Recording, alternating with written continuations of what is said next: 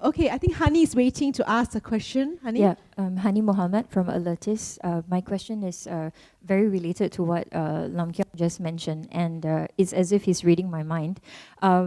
Okay, I used to helm this organization which looks at poverty and the underprivileged, and it is strange, regardless of the pressure, the government refused to talk about, like, the more sophisticated version of maybe establishing a poverty line. But I guess, is it because of urban poverty? Because it's one thing about being poor with zero cash, and it's another thing with buying a HDB flat, which then you'll be indebted with 300,000, which you have to pay for the next 20, 30 years. So my second question is with regards to what Stephen Hawking, the physicist, he said that robotics is rather dangerous because in the future, people will lose their job and livelihood. So now with the recent budget, we see a lot of money being allocated into robotics. So what is this? What trend are we going to see in the future if, let's say, robots are taking jobs? Thank you. Yeah, so on the robotics question, economists, don't ask economists to predict the future. They do a very bad job of it. But there are essentially two schools of thought, right? One is that it will create new jobs, and the new jobs created would be sufficient to compensate for the jobs that are being. Obviously, a lot of jobs are going to disappear, right? If you're a 15-year-old today or a 20-year-old today and looking at what jobs are going to grow, guess what jobs will still be around? If you're a massage therapist, that job will probably be still around in 20 years, 30 years time. Because even if you were to create a robot or invent a robot that can actually do a massage, no customer would want that, right? Nurses will still be around. Childcare teachers, childcare minders will still be around, because all these are jobs which require some degree of human empathy, a human touch, and so on. So there will be some jobs which will still continue to increase and will still be around. But obviously there will be lots of jobs that will be destroyed. So one school of thought has it that we won't have a net decrease of jobs. There wouldn't be a net reduction of jobs. Another school of thought is a lot more pessimistic. It says that the rate of the rate at which artificial intelligence is improving, the rate at which robotics and automation is going, it's going to displace many of us, right? And you might think that, well, as human beings, we think that we are irreplaceable, and we think that human labor is indispensable. But why should we think that? Why should we assume that necessarily? If you think of humans as essentially providers of labor, before there were cars and before there were tractors and farm equipment, the main source of labor power in the countryside was horses, right? And if you were to ask people 250 years ago and you say, can you envisage a day where you won't need your horses? And most of them, they'll say it's unthinkable, right? But guess what? About 200 years ago, around the late 1800s, horses went out of fashion, right? Today, what do we keep horses for? Only for leisure, right?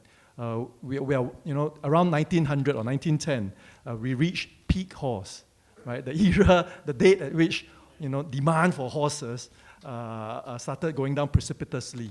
So I do think at some stage, maybe not in the next 30, 40, 50 years, but at some stage in the future, not in my generation, maybe not in your generation, but maybe in your grandchildren's generation, we will reach peak human too, right? The date at which our demand for human labor reduces. Now, then the question is that a good or bad thing? Why should we assume it's a bad thing?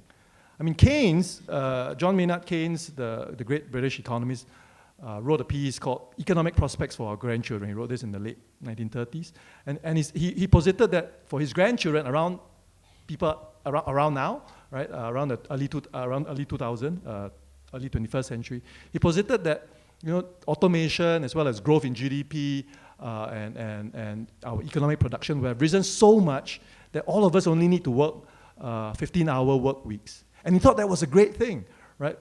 We won't have to do back-breaking jobs. We don't have to go into the office if we don't want to. We can pursue the hobbies and leisure that we really want to do. Like in the case of Lam Kiong, is fishing and more fishing, right? And why should it be a bad thing, right? There will still be enough output, and as long as governments do their job of ensuring that the fruits of growth, the fruits of production are well distributed, why should we fear the loss of jobs, right?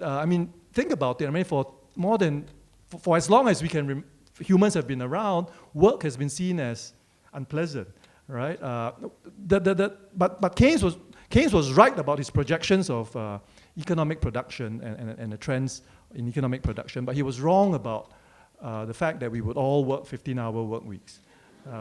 And why is that? And what you have today instead is not, about 100, during Keynes' time, the people who worked long hours were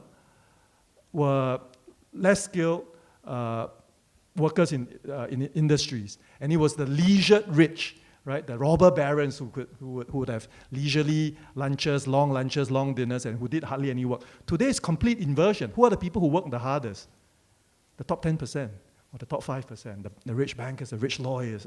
Take away the rich, the lawyers, the accountants. Highly skilled, highly professional workers are the ones who work the longest hours. And it's the bottom half who are struggling to find meaningful work, meaningful labor. Right? So work has become this, it's no longer this source of dread and drudgery. And the highly skilled, highly knowledgeable workers work not because they have to, but because they want to. Right? And that's the dilemma we face. If you can, it's like an arms race. Right? All of us are working more because we want to get a higher standard of living, better goods to consume, more expensive stuff to buy. But all of us will be better off if we can come to some collective agreement that we all work less, distribute more, and we'll all be a happier society. Yeah. Okay. Anyone like to jump in? If not, I'll ask another. Yeah. I wanted to add to Donald's last point that there's this wonderful book by the anthropologist James Ferguson. It's called Give a Man a Fish. And in it, he's talking about, he's looking at the cases of various countries in Southern Africa and looking at the value of universal basic income. But aside from that, part of the philosophy towards support of universal basic income is to value not just production but distribution as an activity. Meaning, it's not just the people who are working for wages that are doing something that are important for society.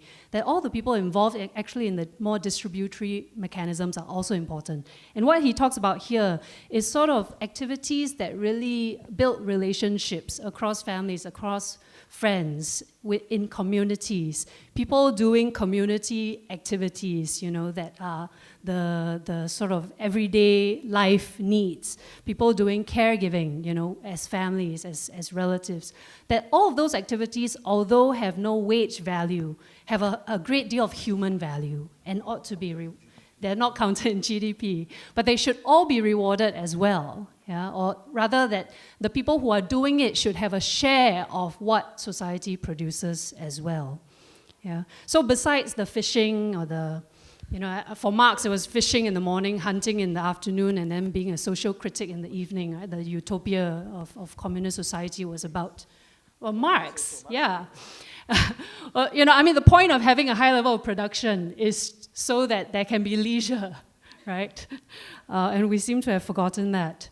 I wanted to address the question on urban poverty and what's specific about urban poverty. And one point I would make is that there's a high degree of dependence on markets to do everything, right? So unlike people who could plant their own food, for example, the people that we're seeing in the HDB rental flats, in Singapore today, really have no other means of meeting certain kinds of needs, including food needs, except for through the market.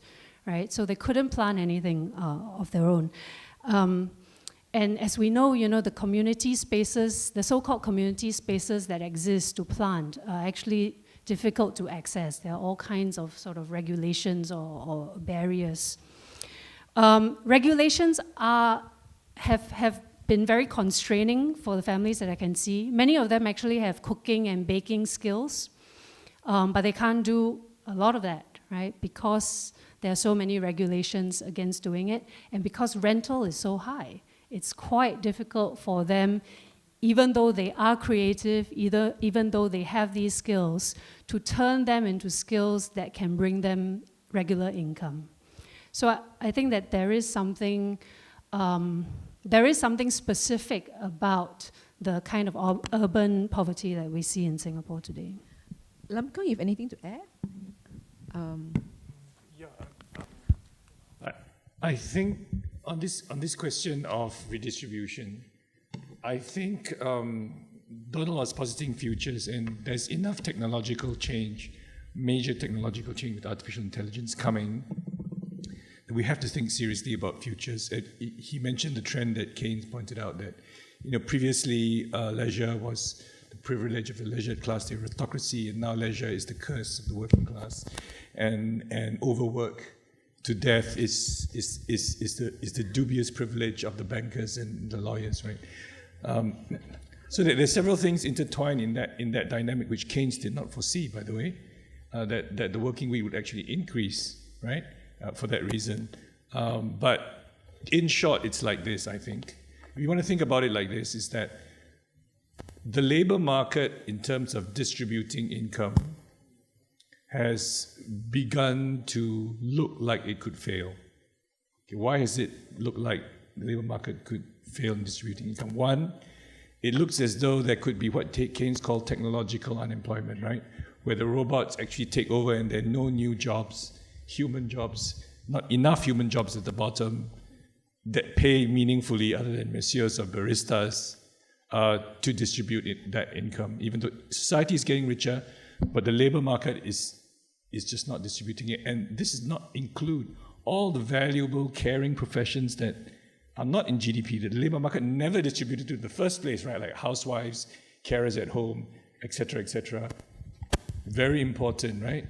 And so if the labor market fails in distributing GDP, but GDP is getting bigger and bigger and bigger, this is a trend because of technology and growth, then there's only one solution, which is the state has to take over that distribution.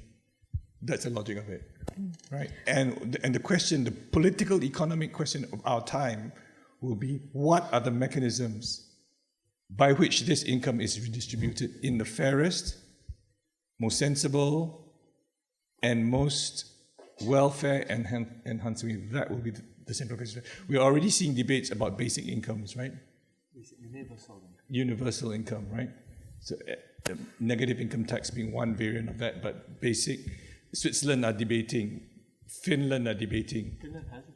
Already has it, right? So, I mean, and they're debating it not just from a point of view of welfare abolition or poverty alleviation. They're debating from a point of view of encouraging entrepreneurial activity in the knowledge economy of the future, right? So something quite new is emerging here. And if the problem in Singapore, just to get back home, is that if we are stuck in this fortress mentality, that any form of redistribution above the basic is anathema, I don't want to think about it, then you are not going to be able to innovate policy fast enough to capture these trends.